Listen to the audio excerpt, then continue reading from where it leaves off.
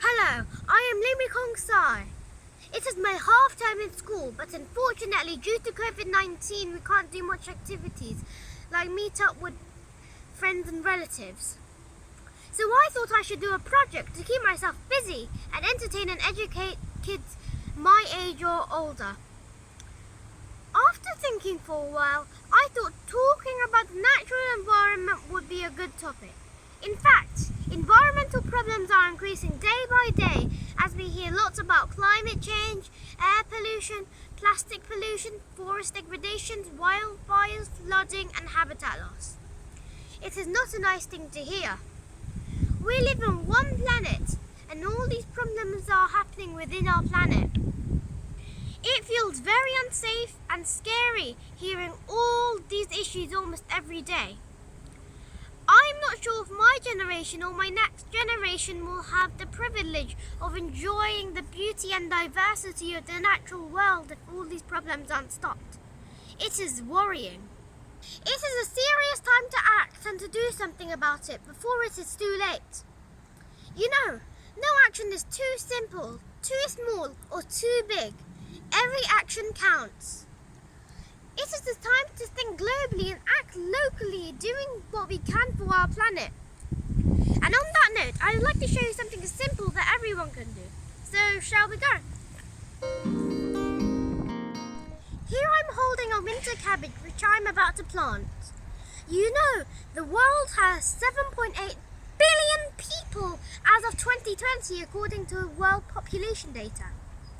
Imagine if everyone in this world planted one single cabbage this winter, then we could have 7.8 billion cabbages to harvest before next year's spring. Also, we will have more organic, healthy and ethical food to eat and share to the poor and homeless. That would be amazing. I remember during lockdown I used to feed and care for this plant by giving it water and compost. And now, hopefully, it would produce me some lovely winter cabbage for us to eat, so it's basically going to feed me back. Here, I'm about to plant this winter cabbage, and I'm hoping you're watching very carefully, because this is how you plant a winter cabbage. So first you're going to dig up your holes to 5 or 6 centimeters. It doesn't have to be that accurate, but it has to cover at least up to where your plant is. Now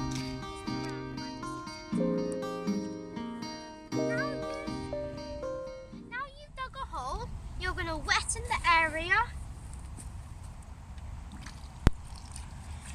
And now you're going to wait for the water to sink in the soil. And while you're doing that, and while you're waiting, you may have to take your plant out carefully. So put your fingers in between and flip it over.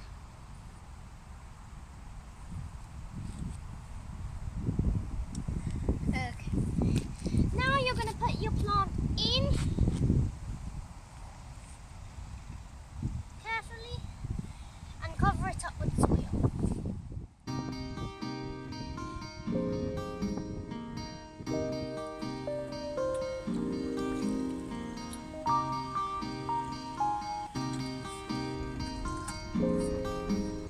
Once you've done your watering, you'll need some straw. This straw protects the plant from the frost and keeps it warm during winter. So you're going to just put it all around. And this straw is often used and is very useful for mulching.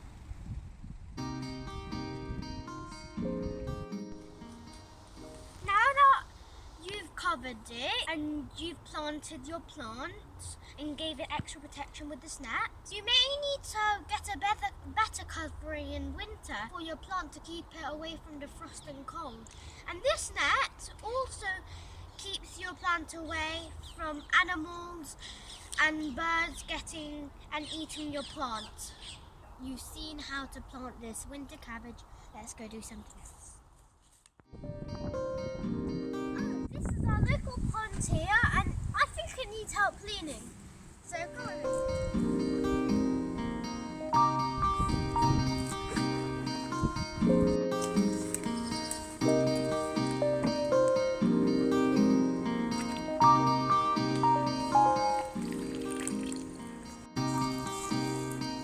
Algae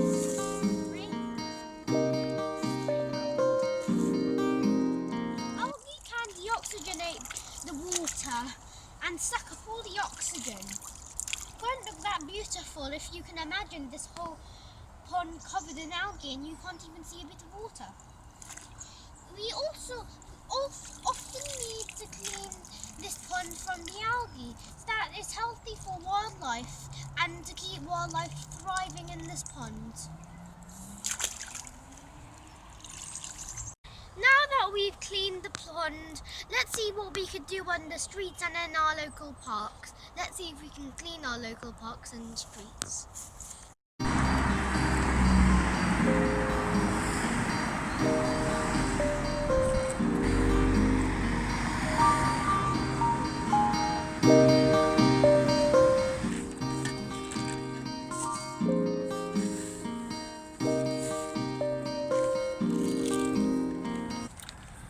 Waste and litters are degrading and spoiling our natural environment. As you can see here, we are using too much earth resources and waste too much. Especially plastic pollution is having a serious impact on our natural environment. According to people who did research on plastic pollution, every day approximately 8 million pieces of plastic pollution find their way into our oceans. Plastic is killing more than 1.1 million seabirds and animals every year. And that takes many, many years to degrade. It is very sad. I think we should totally stop, or at least reduce our plastic uses.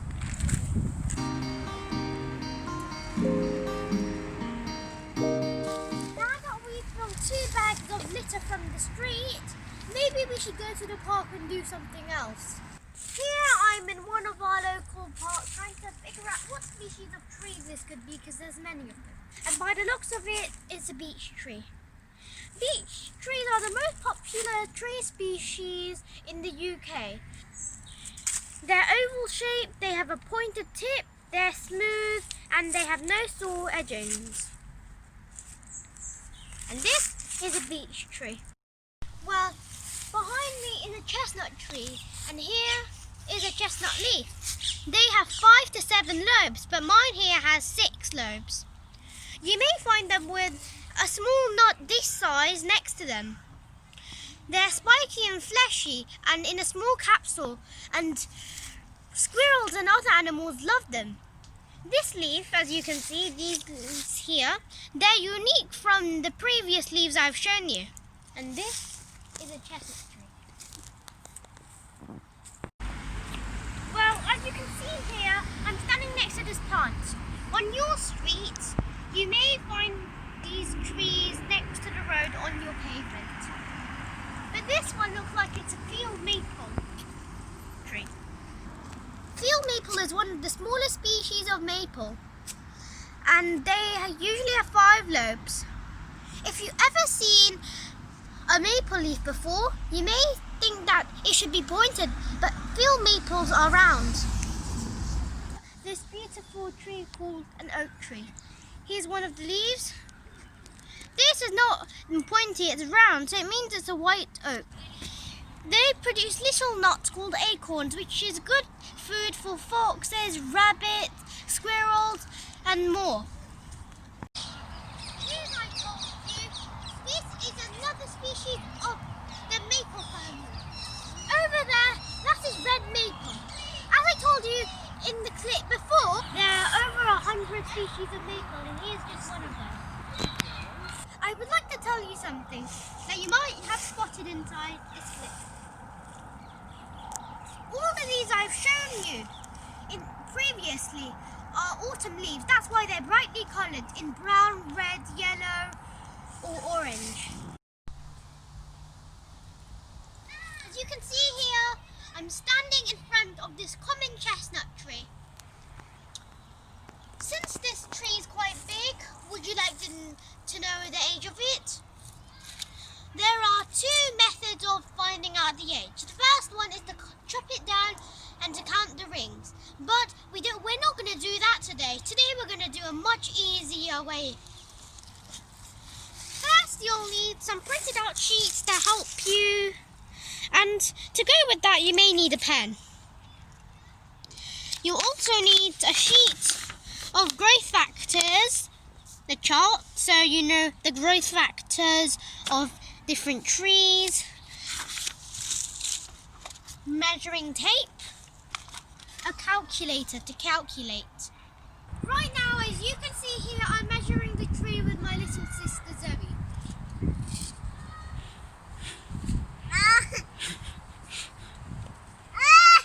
It should be at least 1 meter above the ground. And I'm doing this measuring with my sister, but you may need a friend to help you too. It's roughly 100 inches. Now that I'm handing back the measuring tape to my sister, I'm going to go write down a few things on my sheet of paper. Now that we've measured the tree, we know it's 100 inches, so you write 100 on your sheet.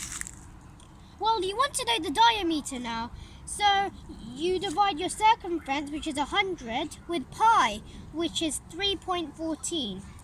Now this is where your calculator comes in. You put, which I get 31.8. So now you'll have to times your number, which I got 31.8, with your growth factor. I'm going to look at my chart here. It says that the commonest horse chestnut has 8 growth factors. So I'm going to do 31.8 times 8. So here 254.4, and that's the approximate age of the tree. That's how you figure out the approximate age of the tree without cutting it down and counting the rings. Here in Minute Country Park, there are many species of trees, but not only trees, birds and different types of animals. Now let's see what different types of animals we can find, including birds. Let's see birds. Kestrel, that's hovering and stalking its prey down there. Kestrel, big one. Their eyesight is really good. Oh, it's coming down. Oh, let's see what's it trying to catch. Oh, it's still dancing. Oh, that's a nice. That's one beautiful kestrel.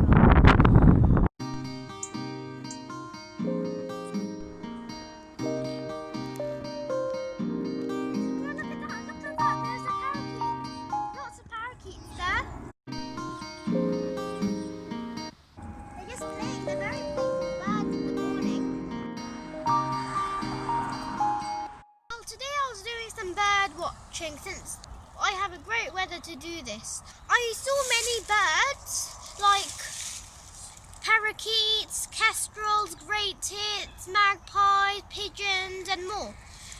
And I was really hoping to and trying to find some autumn birds like waxwing, but unfortunately I couldn't find those birds.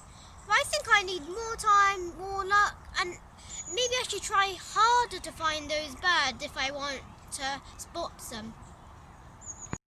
Well, right now I'm looking at these birds. Looking at these birds remind me of something. Did you know that birds migrate? There are 2 primary reasons why.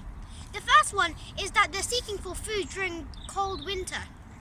The second reason is that they're seeking for shelter and somewhere to nest. Here's a fun fact. Did you know these sunbirds travelled 16,000 miles at the speed of 30 miles per hour? Isn't that amazing? Before I go, I will leave you with this message. Saving our planet is not just a grown-up responsibility or job. Us kids can also inspire people to do something. You know there are no superheroes in reality like Spider-Man, Superman or Iron Man. We can be the superheroes for our planet. Let's share this truth to our neighbours, our school friends and our community. Let's make them aware. Let us encourage them to go outside. The more we go out, the more we learn and become aware. This is the way we can develop love and care for our only planet.